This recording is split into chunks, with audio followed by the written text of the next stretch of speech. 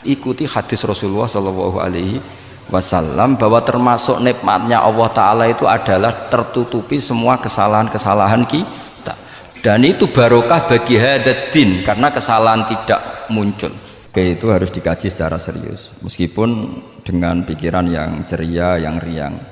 Saya itu di Jogja itu lama sekali dan tetap sebagai rujukan karena saya spesialis sering ngendikan fikih. Saya dulu musyawarah ya seperti urutan di pelosok, mulai takrib, mu'in, tapi di sana langsung mahalli karena Fathul Wahab gak diajarkan di sawir, di musyawarah. Tapi saya pernah ngaji Mbah Mun Fathul Wahab dan beliau sering berpesan, nak kanggo masyarakat ojo wahab repot, nganggo mahalli saja. Mahalli itu kan Surauhibin itu yang mensarai minhajut thalibin. Ini bukti bahwa saya ini alim betul, bukan guyon yang dari tidak alim betul. Jadi ini bedanya saya dengan moderator. Nanti kalau nggak percaya diuji di sini di depan. Saya ngaku alim itu bukan karena sombong, tapi keharusan. Karena begini ya, kalau kamu punya istri mau melahirkan, itu mesti nyari tulisan bidan. Barokahnya tulisan itu kamu tahu siapa bidan. Kalau kamu gigi sakit pasti cari tulisan dokter gigi. Sekarang kriminal kita adalah yang tahu Wahab tidak menulis ahli Fathul Wahab, ahli Fathul Qorib, sehingga masyarakat itu susah nyari konsultan ahli fikih karena tidak menulis di rumahnya ahli Fathul Wahab, ahli Fathul Qorib. Loh, itu penting supaya orang tahu. Setidaknya kenapa nyuwun sewu banyak, kalau saya boleh agak merovokasi, dan itu bagus, provokasi itu bagus kadang, tapi untuk kebaikan. Kenapa orang-orang lain itu menjadi rujukan? Karena mereka memaklumatkan diri, dengar gelar RC, MA, terus ahli fikih. Tapi kita yang ngaji Wahab, khatam, musyawarah khatam, nggak nulis di rumahnya ahli Fathul Wahab. Setidaknya Anda nulis konsultan kalau ingin mondok ke pelosok, sehingga orang daerah kamu kalau mau mondok ke pelosok konsultasi ke kamu. Tapi kita terlalu adab. Padahal awalun nubuwah itu dimulai dari at-tahaddi. At-tahaddi memaklumatkan diri kalau beliau adalah seorang nabi. Jadi kalau kamu boyong harus memaklumatkan diri, saya tidak bakul-bakul, saya ahli Fathul Wahab. Lah ini khataman Fathul Wahab cerita bako. Wah itu innalillahi wa inna ilaihi raji'un. Ini harus gimana mau? Ya Anda harus tersiksa dengan keterwakilan oleh ini.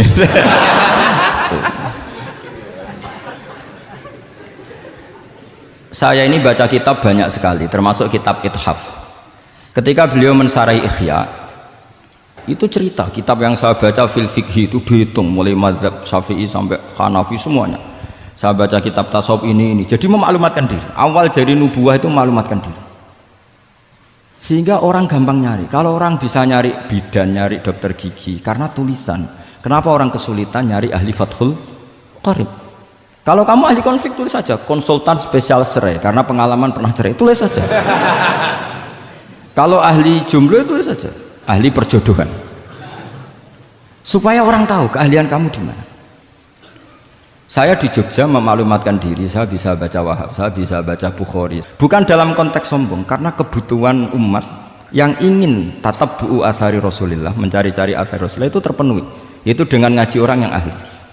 Tunjukkan kalau baca kamu benar dan sebagai solusi umat. Umat ini punya problem banyak dan kamu mengajar dengan manhaj yang jadi solusi, yang jadi solutif, yang bisa jadi jalan keluar. Tapi kita enggak, santri itu banyak keluar dari pondok, tapi karena miskin, sudah dari mbahnya bapaknya memang sudah miskin ya. Terus atas nama humul, atas nama ikhlas, terus sering menyembunyikan diri. Menyembunyikan diri, pura-pura ada alim, memang sebetulnya ada alim juga kadang itu. Akhirnya terus orang sampai nggak tahu kalau itu alumni pondok. Tapi ketika ada orang konsultasi sama pihak lain, mereka tersinggung karena kok nggak ke dia? Mau ke dia gimana? Nggak ada tulisannya, nggak ada potongannya. Malah tadi cerita mbakku segala itu kan apa ya? Nah, saya ingin kembali lagi. Saya punya teks hadis yang riwayatnya seperti ini. Meskipun hadis itu misalnya dhaif, banyak aditnya, banyak penguatnya. Idza zuharatil bid'ah wal fitan. Sebagian ada tambahan wasubba ashabi. Fal yudhiril alim ilmahu. Orang alim harus menampakkan kealimannya. Wa illa fa'alaihi la'natullahi wal malaikati wan nasi ajmain. Justru kalau tidak memperlihatkan kealimannya dia kena laknat. Artinya yang sopan-sopan tidak memperlihatkan kefatul wahabannya, malah melihatkan kembakuannya. Wah, itu jatahnya fa'alaihi la'natullahi wal malaikati wan nasi ajmain. Ya setuju ya? Oke. Pasti kena laknat. Coba betapa tersiksanya Syekh Zakaria Al-An tadi itu mulai ngomong tuh nggak pernah menyebut Syekh Zakaria Al-Ansori. Kayak apa tersiksa? Kitabku dikaji nyebut jenengku era gelem. Padahal Syekh Zakaria Al-Ansori syarat menjadi orang alim seperti dari sekian tarjamah, istilahnya dalam bahasa Arab terbaru itu tarjamah itu Syekhul Islam Syekh Zakaria Al-Ansori. Itu saya pilih yang dari kitab Manhajus Sawi karanya Habib Zain bin Smith.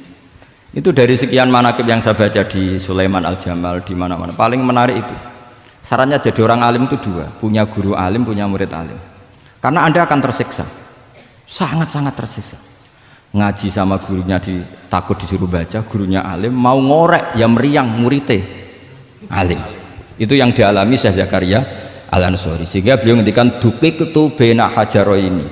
Saya ini ditempa dua batu, cara Jawa digebek dua batu. Mau ngaji ya takut karena gurunya alim alamah yaitu pengarang Fathul Bari Ibnu Hajar Al-Asqalani, mau mulang ya meriang mergo di murid alim alamah jenis Ibnu Hajar Al-Haytami. Dadi aku sampai ngaji ya persiapan, sampai mulang ya persiapan. Kayak apa susahnya jadi Syekh Zakaria Al-Ansori, mau ngaji setoran ya persiapan, mau ngajar persiapan. Makanya kata Mbah Mun, syarat utama ulama itu harus punya murid alim. Saya pernah didhawuhi Mbah Mun, aku mau gak ada anak Gus Najib itu Gus Najib, saya juga izin jadi kiai. Karena syaratnya jadi kiai itu udah anak alim di murid alim. Izin gak jadi kiai rasa sukses juga tak perlu. Makanya saya ketika kecelok alim itu senangnya bukan main beliau, karena terpenuhi status tadi. Nah ini kalau khataman Fathul Wahab terus bakas baku ini, ini roh Kiai Jazuli tersiksa ini gimana? Ini gimana ini sini? Ukurannya kan gampang, moderator kan dipilih yang paling baik, setidaknya ngomongnya lah, kalau tidak ilmunya ya ngomongnya. Terus Anda terwakili oleh orang yang nggak jelas. Nggak, saya gojlok ini tidak dosa, karena kalau betul saya ini dosa karena ngerasani orang, berarti jadi kafarah dosanya dia. Soal saya kan amalnya sudah banyak, aman lah. Aman, jadi nanti jadi kalau jatah hasanah saya harus diminta dia, tak kasih aja, gampang. Masih surplus banyak ya, masih surplus, masih banyak. Kan orang itu kalau baca Quran satu huruf itu dapat 10 kebaikan. Saya ini hafal Quran sudah agak terhitung itu sudah. Itu untuk kamu tak saati satu huruf cukup nanti kalau nanti nuntut di akhirat itu tak kasih satu huruf itu cukup. Jadi ya nggak apa-apa, nanti silahkan nuntut nanti di apa akhirat. Tapi kamu lebih saya tuntut. Kamu itu siapa kok nyuruh saya di sini itu? Dosanya lebih besar lagi itu. Saya teruskan ya, saya cerita yang serius. Syarat jadi orang alim itu punya guru alim, punya murid alim.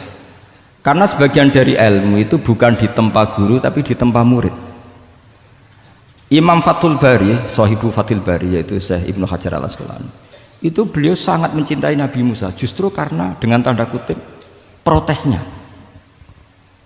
Jadi ketika Nabi Musa diajari Nabi Khidir dari awal sudah ngendikan innaka inni ala ilmin, atau innaka dulu ya gak apa-apa, dibalik-balik gak apa-apa karena semua kitab kadang riwayat fil makna. Innaka ala ilmin allamaka wah ma'lam a'lamhu wa inni ala ilmin allamanillah ma'lam ta'lamhu. Kira-kira terjemahan bebasnya, kamu punya ilmu yang diajari Allah saya tidak tahu, saya punya ilmu yang diajari Allah kamu tidak tahu, maka innaka lan tastati'a ma'iya sabra, kamu tidak mungkin bisa menyabari saya, bisa memaklumi saya. Tapi kata Nabi Musa ngotot, tidak, saya harus belajar sama Anda. Oke, silahkan belajar tapi jangan tanya. Pertanyaannya itu jangan tanya, fala tas'alni, kamu nggak boleh tanya. Kalau kamu ingin jadi murid yang baik nanti jangan tanya, itu dosa. Dengarkan aja. Ya dengarkan saja. Nah, tapi Nabi Musa tetap tanya. Ketika ada kejanggalan secara syariah, Nabi Musa tetap tanya.